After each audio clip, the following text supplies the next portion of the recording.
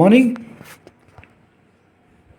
Play కార్డులు ప్రదర్శిస్తూ నిరసన వ్యక్తం చేస్తున్న మూసీ బాధితులు. మీరేమైనా మా ఇళ్లను కాపాడండి అంటూ రాహుల్ గాంధీకి మూసీ బాధితులు ఉత్తరాలు రాస్తున్నారు. నార్సింగ్ మూసీ పునర్జీవన ప్రాజెక్టులో తమ ఇళ్ల స్థలాలు పోతున్నాయని హైదరాబాద్ నర్సింగ్ మున్సిపాలిటీ పరిధిలోని మధు పార్క్ అపార్ట్మెంట్ వాసులు చేపట్టిన రిలే నిరాహార దీక్షలు 3వ రోజుకు చేరాయి.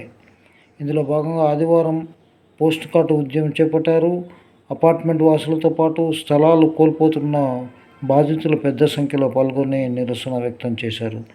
తమ ఇళ్లను అన్యాయంగా కూల్చివేస్తున్నారని, ఈ విషయంలో జోక్యం చేసుకుని తమను కాపాడాలని కోరుతూ కాంగ్రెస్ అగ్రనేత రాహుల్ గాంధీకి వందలాది ఉత్తరాలు రాశారు. వీటిని పోస్టులో రాహుల్ గాంధీకి పంపిస్తామని తెలిపారు. 30 ఏళ్ల క్రితం నిర్మించుకున్న ఇళ్లను ఇప్పుడు అకస్మాత్తుగా బఫర్ జోన్ పేరుతో తొలగించడం ఏంటని బాధితులు అడుగుతా ఉన్నారు. ప్రభుత్వాన్ని నిలదీశారు.